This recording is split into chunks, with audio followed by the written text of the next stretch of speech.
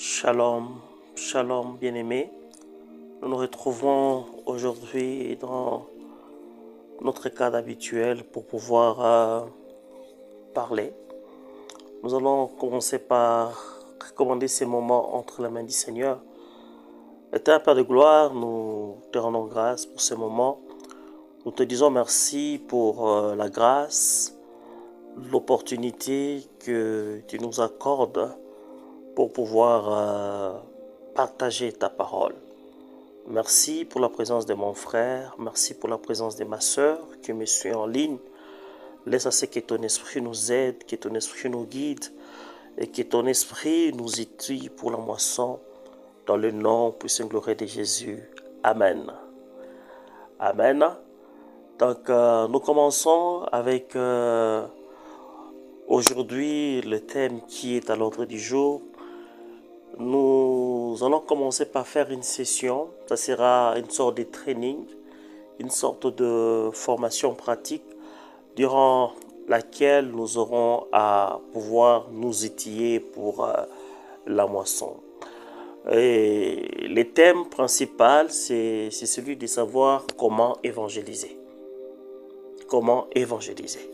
Je commence par expliquer d'abord ce que l'on peut retenir par évangéliser. Évangéliser, c'est seulement simple. Évangéliser, c'est annoncer l'évangile. L'évangile, c'est la bonne nouvelle de Jésus-Christ. Nous n'annonçons pas ici une dénomination, nous annonçons tout simplement l'évangile. Nous n'annonçons pas une église, nous annonçons la bonne nouvelle de Jésus-Christ et la bonne nouvelle de Jésus-Christ seul. Pourquoi nous annonçons la bonne nouvelle de Jésus-Christ seul? Nous annonçons la bonne nouvelle de Jésus-Christ en répondant à l'appel, en répondant à l'ordre, en répondant à la mission qui nous a été donnée. Quelle est cette mission? Nous retrouvons cette mission dans Matthieu 28, au verset 19a. Au verset 19a, dans Matthieu 28, nous pouvons lire ceci. Allez, faites de toutes les nations des disciples, les baptisant au nom du Père, du Fils et du Saint-Esprit. Amen. La mission, c'est celle de pouvoir aller faire de toutes les nations les disciples, les baptisant au nom du Père, du Fils et du Saint-Esprit. Alléluia. Donc, je disais que nous répondons à un appel. Nous répondons à la mission que Christ nous a donnée. Il a dit, allez, faites de toutes les nations mes disciples, les baptisant au nom du Père, du Fils et du Saint-Esprit. Et j'ose croire que tous, tels que nous sommes réunis ce soir, c'est que nous avons répondu à cet appel. Alléluia. Lorsque nous lisons Ésaïe 6 au verset 8, la parole de Dieu nous dit ceci. J'ai entendu la voix du Seigneur disant, qui enverrai-je? Qui marchera pour nous? J'ai répondu, mais voici. Envoie-moi, Seigneur. Amen. Ça, c'est la réponse qu'Ésaïe a donnée. Quelle réponse donnes-tu ce soir par rapport à cet appel, par rapport à cette mission? Christ a dit, allez, faites de toutes les nations mes disciples, les baptisant au nom du Père et du Fils. Quelle réponse donnes-tu ce soir? Et j'ose croire qu'être là ce soir, c'est accepter d'être envoyé par Jésus-Christ. C'est d'accepter d'aller dans la moisson. Amen. Nous allons devoir ouvrir nos Bibles dans 1 Corinthiens 5 au verset 20. Amen. Lorsque nous lisons 2 Corinthiens au verset 20, la parole de Dieu nous dit ceci. Nous faisons donc fonction d'ambassadeurs pour Christ. Comme si Dieu n'exhorte pas par nous, nous vous supplions au nom de Jésus-Christ, soyez réconciliés avec Dieu. Notre mission en tant qu'évangéliste, notre mission en tant que né de nouveau, notre mission en tant que frères et sœurs dans le Seigneur, et celle plutôt, je parle de la mission, de pouvoir faire office de ambassadeur de Christ. Un ambassadeur, c'est celui qui représente une nation.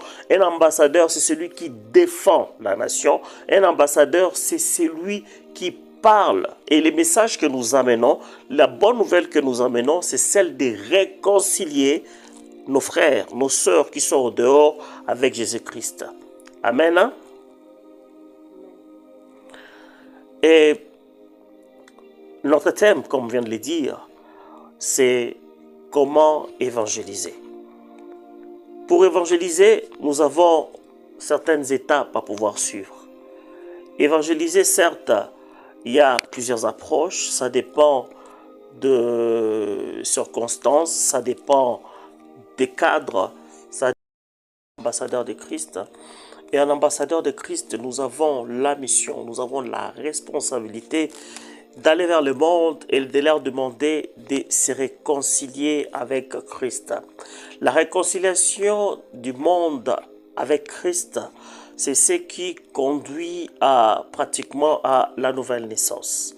C'est-à-dire, lorsque nous évangélisons, la bonne nouvelle que nous amenons, c'est cette bonne nouvelle qui fait assez que nous puissions aller et faire de toutes les nations les disciples de Christ. Et faire de toutes les nations les disciples de Christ implique assez que l'on puisse parler de la nouvelle naissance. Alors, dans comment évangéliser aujourd'hui, nous parlons de comment naître de nouveau en Christ. Vous verrez que toute personne née dans ce monde de péché doit naître de nouveau. Ça, c'est ce que la Bible nous dit. Et nous allons considérer pratiquement cette étape lorsqu'il faudrait naître de nouveau. La première étape, c'est celle qui consiste, je les cite en points. Le premier point, c'est dire aux personnes vers lesquelles nous allons, répentez-vous de tout péché, connu et inconnu. Nous devons leur demander de pouvoir croire au Seigneur Jésus-Christ, qui est descendu du près de Dieu et il est venu vers nous. Croire que Jésus-Christ est mort pour nos péchés, pour son péché. Croire de tout son cœur que Dieu l'a ressuscité des morts. Confesser de notre bouche que Jésus-Christ est Seigneur. L'accepter et le recevoir comme Seigneur. Et là, aujourd'hui, pour la première partie, nous aurons à pouvoir parler tout spécialement de la repentance. Comment évangéliser? En évangélisant, nous devons pousser, nous devons parler de manière à ce que notre interlocuteur, de manière à ce que la personne avec qui l'on parle puisse parler de la repentance.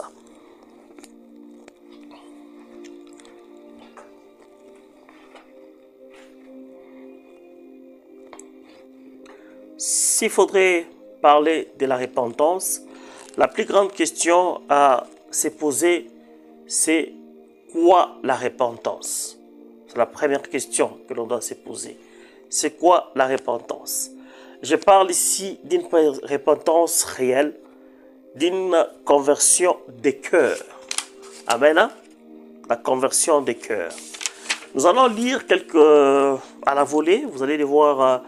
Les lire par une étude personnelle, quelques versets qui nous parlent de la nécessité de la repentance. Lorsque nous lisons par exemple 2 Chroniques 7, 14, je résume, vous verrez que là, Dieu parle de la nécessité de s'humilier. Il dit, si le peuple sur lequel est invoqué son nom s'humilie et se détourne de ses voies, il se laissera trouver par lui. Ça c'est 2 Chroniques 7, 14. Lorsque nous lisons Psaume 32, 5, nous voyons ici que David, il avoue pratiquement ses péchés et Dieu se met à effacer ses péchés.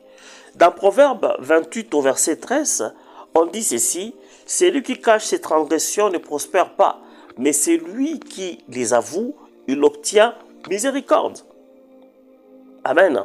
Nous pouvons lire aussi la même chose dans Ésaïe 59, du verset 1er au verset 2. Là, je suis en train de résumer, je ne sais pas lire, vu le temps que nous avons. Vous verrez que on dit que la main de l'Éternel n'est pas courte pour qu'il agisse. Mais ce sont par contre nos péchés qui nous séparent de Dieu. Ce sont nos péchés qui font assez que nous ne puissions pas écouter Dieu. Vous comprenez? Et pourquoi nous allons aussi parler de repentance? Ça, c'est les derniers versets que je prends. On peut lire ça dans Matthieu 4 au verset 17. Vous verrez qu'ici, Jésus, il est dit clairement lui-même.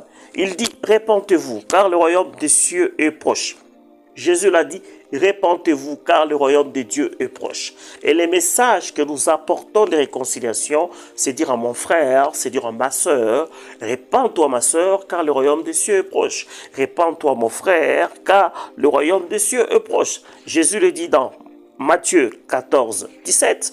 Il est dit aussi dans Marc 1, 15. Il dit, répentez-vous, croyez à la bonne nouvelle. Et en tant qu'ambassadeur de la bonne nouvelle, la première étape, lorsque nous évangélisons, nous commençons par parler de la repentance. Nous commençons à montrer la nécessité de pouvoir se repentir. Dans Luc 5, au verset 32, il est dit aussi, je suis venu appeler à la repentance, non les justes, mais les pécheurs. Luc 5, 32. Donc, en ce qui concerne la repentance, il y a des versets clés qu'il faut retenir.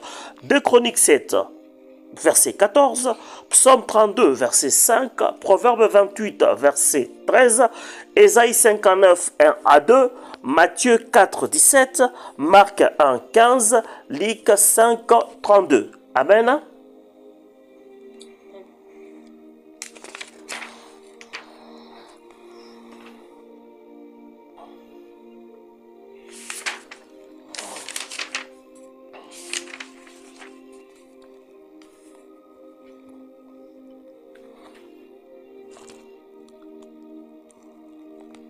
Répentez-vous,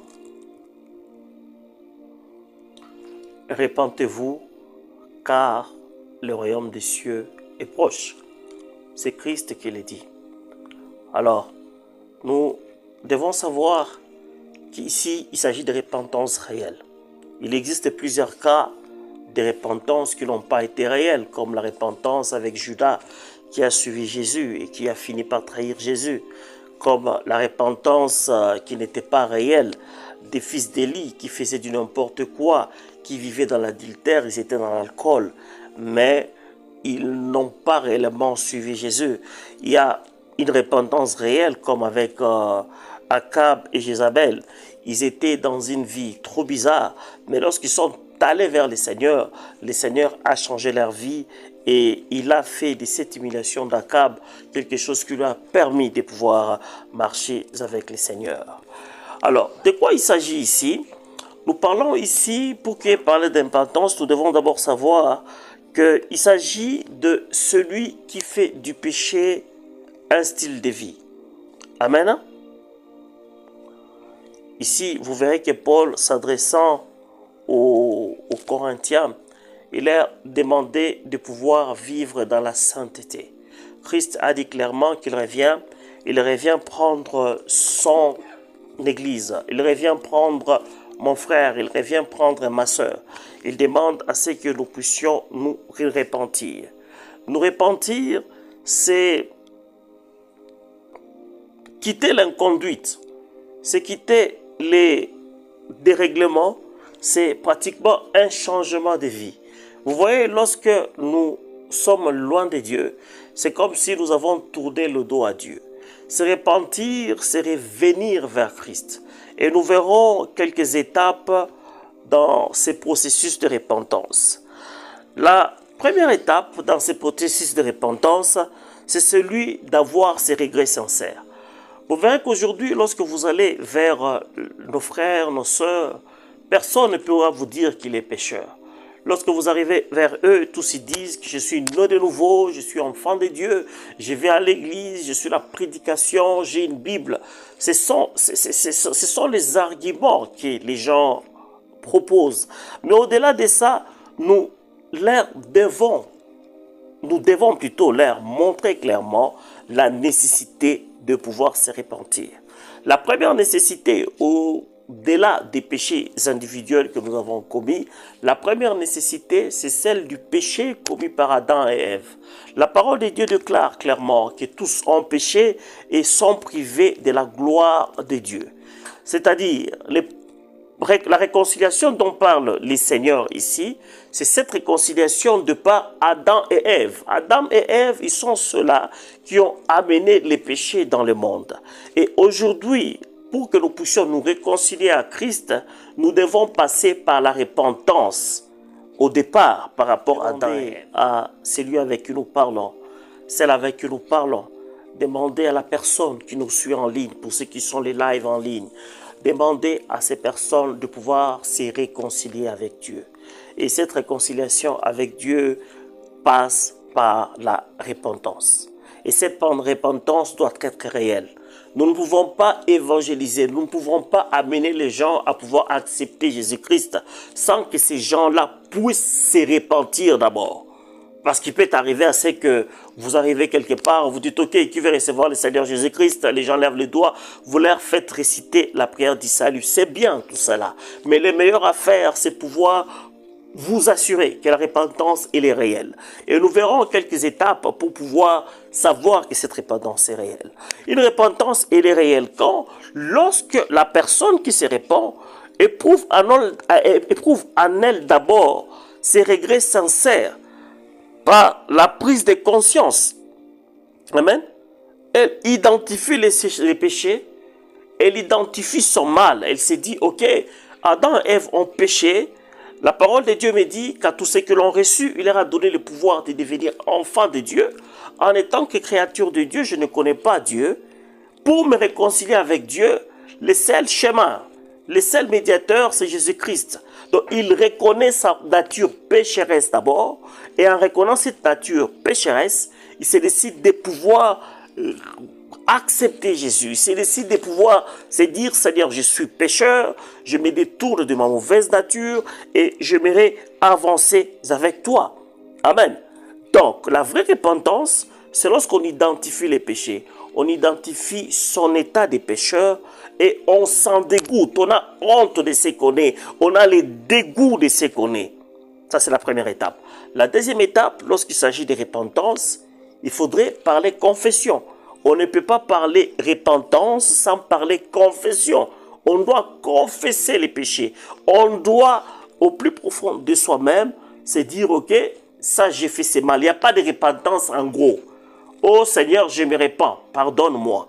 Non, non, on se répand. Seigneur, je suis pécheur. J'ai fait ceci. Telle chose que je fais n'est pas correcte. Ça, ce n'est pas bon. Tu interdis ceci dans ta parole. En énumérant ces choses, on est conscient. On est conséquent. L'on se décide de pouvoir identifier les péchés et s'en dégoûter.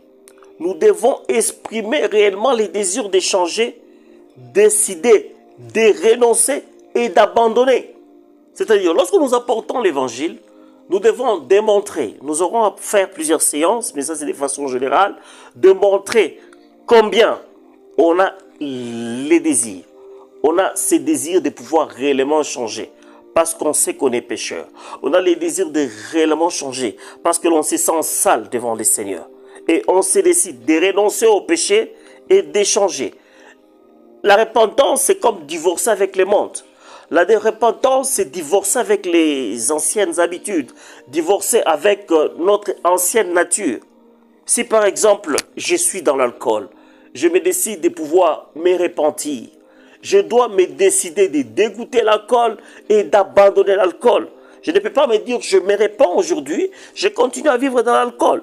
Je suis dans l'adultère, je suis dans la fornication, je suis dans le lesbianisme, je suis dans l'homosexualité. Je me décide aujourd'hui de me repentir, mais je continue à vivre ces choses. Ça, ce n'est pas de la repentance, ce n'est pas de la repentance réelle. Je me trompe moi-même. Je suis dans la magie, je suis dans la sorcellerie. J'arrive, on me prêche le Seigneur, je me dis, ok, ça va, je vais accepter le Seigneur Jésus-Christ. Oui, accepter le Seigneur Jésus-Christ, c'est une bonne chose. Mais il faudrait commencer par se dire, je me décide d'arrêter. Je me décide d'arrêter avec la magie. Je me décide d'arrêter avec les vols. Je me décide d'arrêter avec la haine, la mauvaise foi. Alléluia. Donc ce sont toutes ces choses. On doit réellement se décider d'arrêter. Et puis, on doit se décider de ne plus aimer ce qui nous détruisait. Je ne peux pas me dire, je me répands, je continue à pouvoir fumer ma cigarette. Je ne peux pas me dire, je me répands, je continue à boire de l'alcool. Je me répands, je continue à suivre les films pornographiques. Je me répands, je continue à être dans la masturbation. Je me répands, je continue à faire ce qui est mauvais. Je me répands, je continue à aller en boîte. je me répands, je continue à aller là où il y a les gens de mauvaise vie. Nous devons nous détourner de ces choses. Nous devons nous rassurer que ces choses soient vraies, de manière à ce que le travail qui sera fait lorsque l'on va se réconcilier avec Dieu soit un travail conséquent et qu'on se dise, c'est vrai, j'abandonne. On doit faire ce que Dieu nous demande de faire et détester tout ce que Dieu nous demande, tout ce que Dieu déteste. Nous ne pouvons pas nous dire, je me répands, mais je garde en moi tout ce que Dieu déteste. Nous devons nous rassurer cela. Je ne vous demande pas, nous n'aurons pas à poser toutes ces questions. Frère, est-ce que tu fais ceci? Est-ce que tu te répands? Non, non. En parlant, nous devons manager la personne et nous rassurer que la personne comprenne pourquoi elle prend la décision. Ça doit être une décision réfléchie, une décision réfléchie et on se dit je me répands. Et lorsque la personne se répand, elle se débarrasse de ce qu'elle faisait avant. Ces péchés qui nous apportent du plaisir. D'abandonner même ces péchés qui nous amènent de l'argent. D'abandonner même ces mensonges qui entretiennent les postes que nous occupons. D'abandonner même cette condition qui permet à ce que l'on soit confortable. Se repentir, c'est détester de tout son cœur le péché que l'on commet. On doit identifier les péchés et les détester. C'est dire, ces péchés m'éloignent de Dieu. C'est dire, c'est mal m'éloigne de Dieu. Et là, on peut passer à la prochaine étape. Et se repentir passe aussi par la réconciliation. Lorsque l'on se repent, on étale du plus profond de soi-même ce qu'on a fait. On étale ce qu'on fait. Là, je ne vous demande pas de dire à la personne de pouvoir faire une cure d'âme. Il ne faudrait pas tomber dans ces pièges-là, mais il faudrait que la personne en elle-même se sente, qu'elle s'analyse en elle-même et qu'elle se dise, je me répands, je me décide de suivre le Seigneur, je me décide de pouvoir commencer une vie nouvelle. Et c'est ce qui va permettre à la personne de pouvoir aller demander pardon. Pardon au Seigneur Jésus-Christ, mais pardon aussi à certaines personnes lésées. Lorsque je suis marié, d'une manière ou d'une autre, j'ai trahi ma femme. Lorsque je me répands, la moindre des choses, c'est d'aller vers ma femme et se repentir aussi. C'est aller vers mon homme, lorsque je suis femme, se repentir. Aller vers le parent, se repentir aussi. Amen. La repentance aussi, c'est cette décision qui est l'objet d'une décision ferme.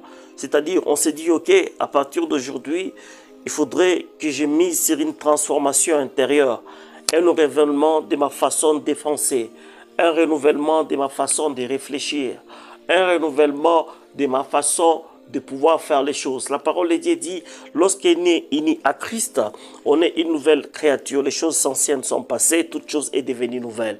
Donc une personne qui se répand réellement, c'est une personne qui doit savoir qu'à partir de là, c'est un sujet de non-retour. Là, je me décide de pouvoir changer de mentalité. Je me décide de pouvoir faire comme on le dit toujours. On prend un exemple, on dit se repentir, c'est pratiquement un demi-tour. Ce n'est pas un quart de tour. C'est-à-dire, lorsqu'on fait un quart de tour, on continue à voir d'où on vient. Mais lorsqu'on fait un demi-tour, si je regardais au nord et je fais un demi-tour, je commence à regarder au sud. C'est-à-dire, si je regardais vers le monde, je regardais vers les péchés, je regardais vers l'obscurité, et je me décide de pouvoir faire un demi-tour, je regarde vers le sud, je commence à regarder vers le Seigneur, mon Sauveur, je commence à regarder vers la vie, je commence à regarder la lumière. Et c'est ce qui fait à ce qu'il y ait une transformation. C'est décider de se repentir, c'est de se dire à partir d'aujourd'hui, je change. Et se rassurer et dire à la personne que lorsque vous vous convertissez, je sais que c'est un processus, il y a des choses qu'on abandonne petit à petit, mais on doit se décider à pouvoir changer, à pouvoir commencer une nouvelle vie et avoir un engagement. On ne peut pas se dire, je me répands de ne plus voler, de ne plus tricher, de ne plus mentir, de ne plus avoir de la rancœur, de ne plus avoir ces choses et continuer à vivre ces mêmes choses. Ça, ce n'est pas une repentance. Là, nous nous trompons nous-mêmes.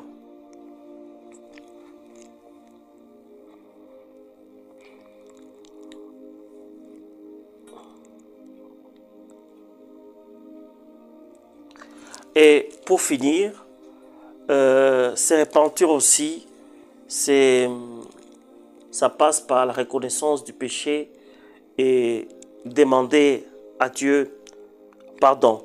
Vous savez, lorsque nous lisons 1 Jean 1 au verset 9, on nous dit que l'Éternel notre Dieu, il est fidèle et juste pour nous pardonner nos péchés. Nous devons montrer à la personne qu'il y a un plan par rapport au péché. Il y a une solution par rapport au péché. Et cette solution, c'est le Seigneur Jésus-Christ. Le devoir qu'a fait le Seigneur Jésus-Christ, c'était celle de pouvoir venir dans ce monde, mourir à la croix, ressusciter après 3 jours. Et notre devoir à nous, c'est accepter ces dons. C'est la seule chose, c'est la seule option, c'est la seule possibilité qui nous est offerte de pouvoir rentrer vers le Seigneur. Et la vraie repentance, c'est celle qui doit porter des fruits. Lorsqu'on se décide de se repentir, on doit vivre en nouveauté de vie. On doit vivre un changement de vie réel. La repentance, c'est ce qui permet à ce que l'on vive une vie d'avant et une vie d'après. C'est-à-dire, lorsqu'on regarde mon frère, lorsqu'on te regarde ma soeur, il faudrait qu'on se dise, il y a eu ses frères avant la repentance, il y a eu cette sœur avant la repentance. Nous n'allons pas commencer à aller évangéliser, à commencer à citer ces étapes, non. Mais en parlant avec la personne, ce sont des petites phrases, ce sont de petits mots que nous glissons, de manière à pouvoir les exhorter et leur dire à quoi consiste réellement la repentance. Alors, c'est un peu ça par rapport à cette première étape. L'autre temps est largement dépassé.